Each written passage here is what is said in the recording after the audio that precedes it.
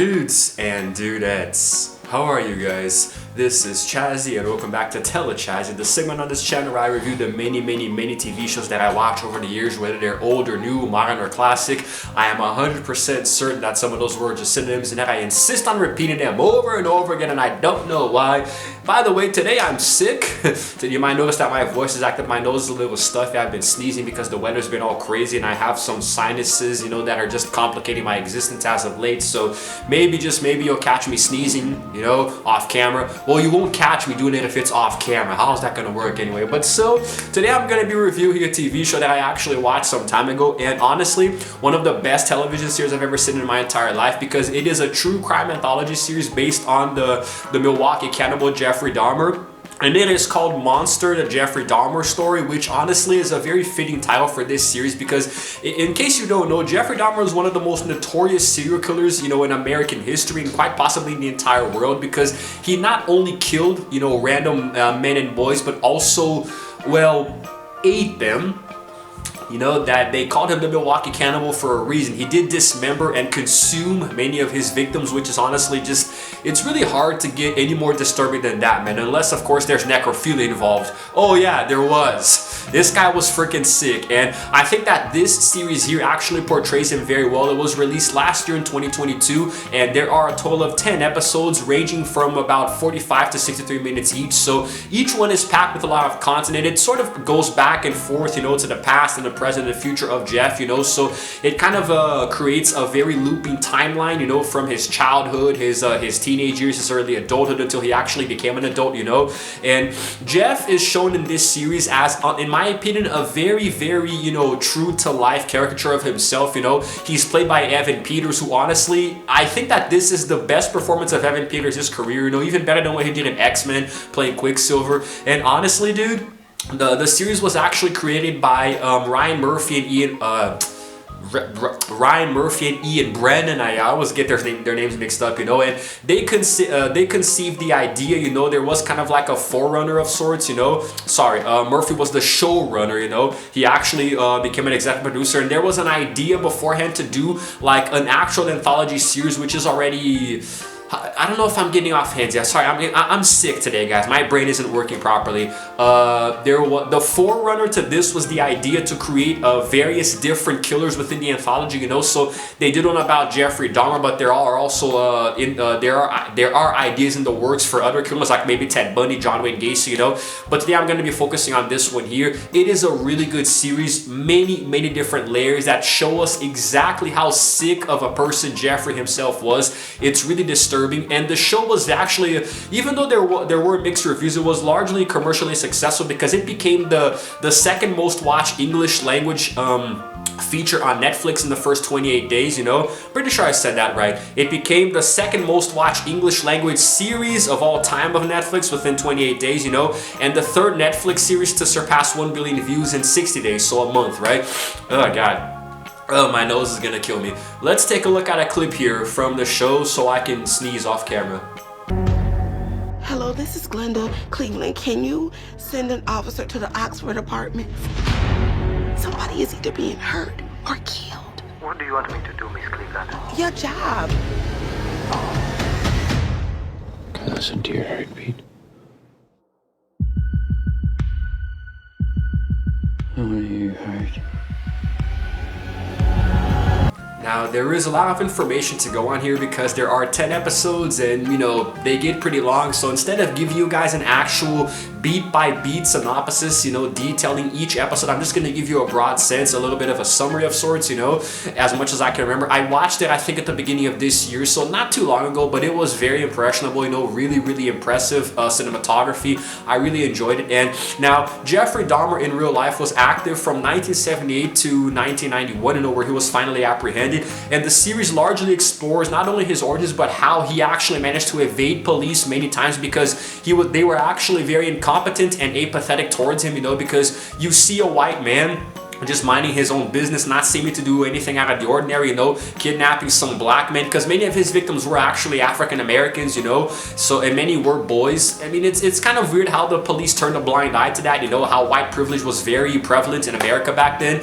And a lot of his murders occurred in the areas of Bathshiptown, Ohio, and West Allis, Wisconsin, and primarily Milwaukee, Wisconsin, you know.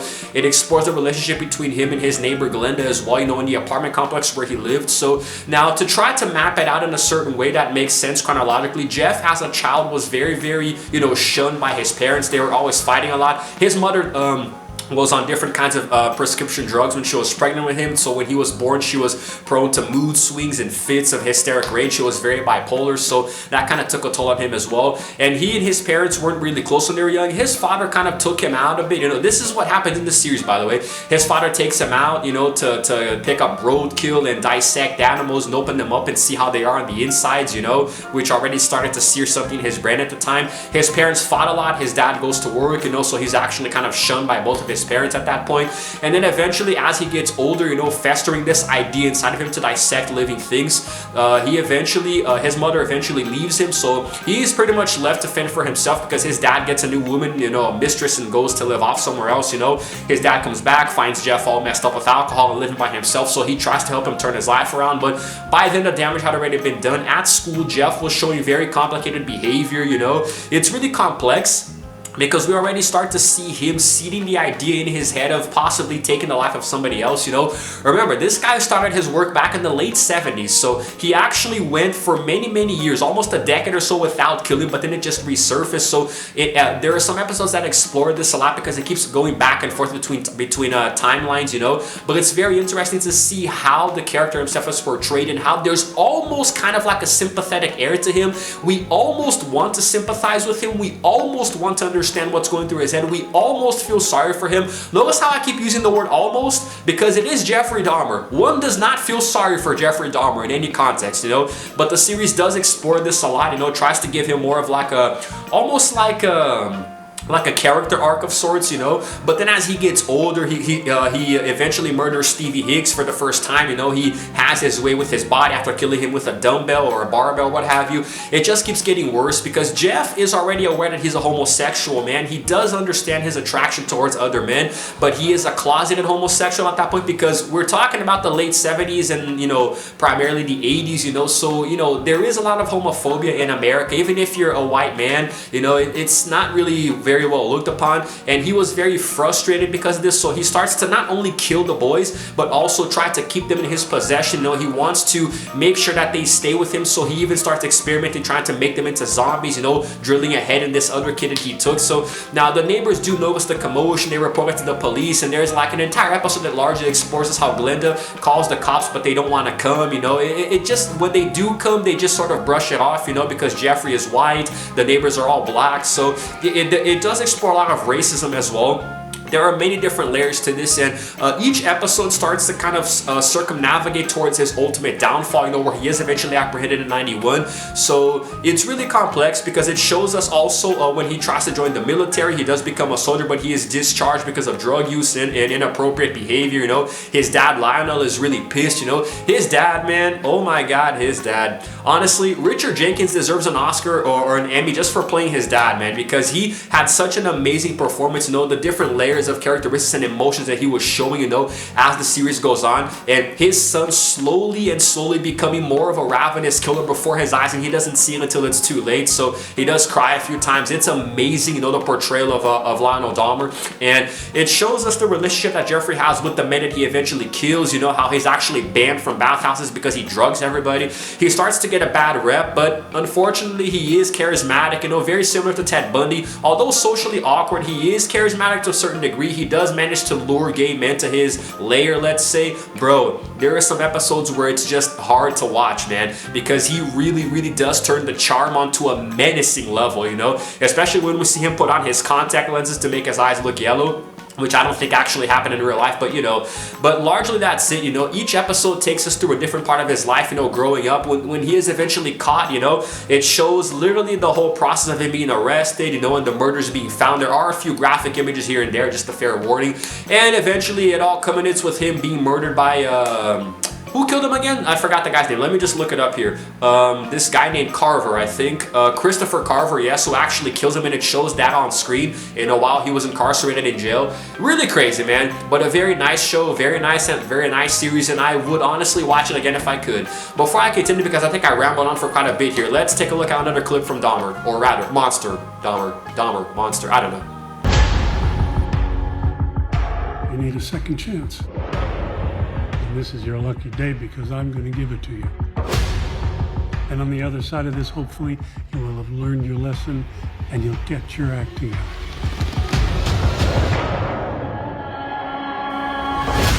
One of the things that I found the most fascinating about this series was how we really truly got a very deep dive into the mind of Jeffrey Dahmer, you know? Even though it's just a character, it's just an actor portraying him, you know? Like, man, I don't know how to describe it. It just felt so insane. Like, it's like we were really there feeling what he was feeling, you know? And I have done a lot of research into Jeffrey Dahmer over the years just out of curiosity. I've watched many videos, you know, especially on Watch Mojo, where they do a lot of compilations and stuff, you know? I've read about him on Wikipedia, watched other channels like the Infographics Show. I don't know, it's just really crazy to me how somebody can flip a switch and go from normal to a sadistic, cannibalistic serial killer, you know? So I've always, you know, studied him. But watching this series here gave me a much better idea of what he was. Obviously, a lot of the things were glamorized, you know, like there are certain things that aren't even actually correct, you know, that didn't actually happen, but I think that the depiction of Dahmer was largely very true to the authentic, the source material, let's say, you know. And there are some scenes that are very hard to watch, you know. It actually does show him dismembering some of the victims, you know. It shows a little bit of blood here and there, you know, and him actually consuming some of,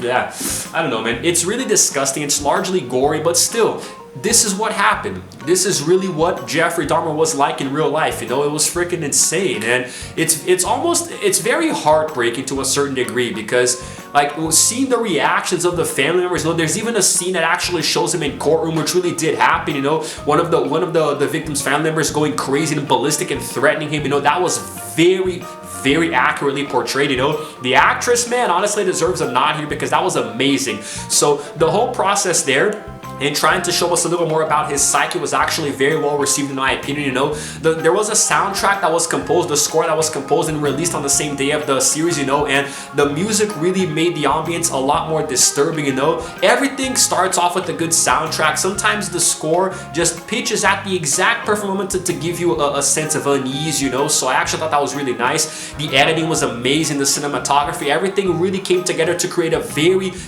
dark ambience, you know. It really did feel like we were in Jeffrey's lair. The neighbors started to complain about a rotten smell coming from his house, you know, which he said was because the meat went bad in his fridge, you know, but it was actually a freaking corpse. It just gets really crazy, man. And showing his interactions with his victims before he kills them, you know. There was this one guy, I think his name was Tracy, who actually escaped on the day that he was arrested, and showing Jeffrey just being so moody and creepy and disturbing, man, you know, trying to like almost like grooming them before he killed them. It was so bonkers and very unsettling to watch, but that's what made this series so amazing.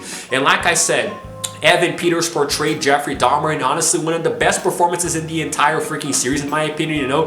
Then he really brought to the table his own take on Dahmer, and you can tell that the role really messed him up, you know. I actually watched some interviews later with Evan, you know, after doing Dahmer, and it almost looked like he was kind of, you know, struggling or something. It's almost like the role kind of messed him up to a certain degree, you know. But then we also had Richard Jenkins playing Lionel Dahmer, his father, you know. Also a very amazing performance, you know. The series already starts off with him crying after being told about his son's crimes, you know. It's really hard for a father to believe that. He does go on to blame himself later for it, but honestly, I mean, it was already there from the start, man, you know. Nobody, Jeffrey, the problem was Jeffrey. The problem with Dahmer was Dahmer himself, you know. We had Molly Ringwald playing Sherry Dahmer, who was actually Jeffrey's stepmom, you know, the woman that Lionel actually married later. They try really hard, you know.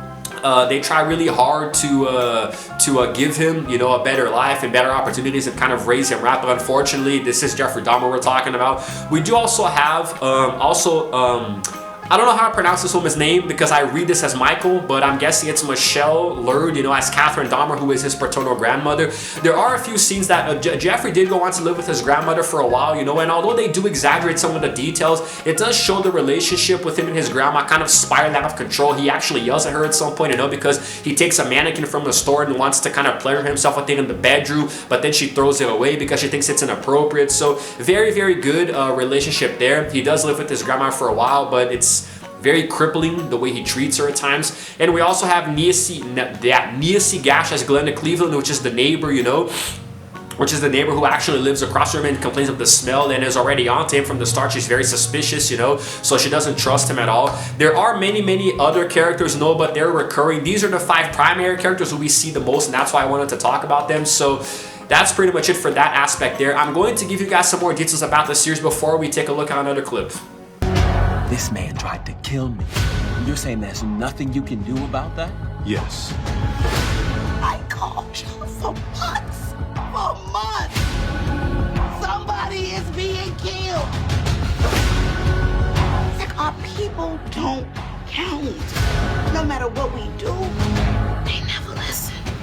Unsurprisingly, this series here shot up to the #1 spot in the first week of its release. Everybody was watching this series, especially Americans who were very familiar with the story, you know. And in the second week, you know, 56 million people had watched the first 10 episodes, you know. It's freaking insane. And it was actually very good because it spread across the world. So people who had never even heard of Dahmer actually were exposed to him because of this, you know. And it was very well received also at the 80th Golden Globe Awards, where it was nominated for 4 different awards, including 4. This is a very long one. Best limited or anthology series or television film. Freaking insane. And Evan Peters actually won the award for best actor in a miniseries or television film, which was very well deserved. And if you already watched it, you know what I'm talking about. This series was so expertly crafted, man. Everything was handpicked to be just so damn perfect, and it was insane the way that everything was laid out. And even though it can get a little confusing at first because they jump back and forth, kind of like The Last Dance, you know, in basketball, they keep hopping timelines, you know, going back and forth to different years, you know, but in the end it was ultimately very congruent, you know, and very coherent to follow.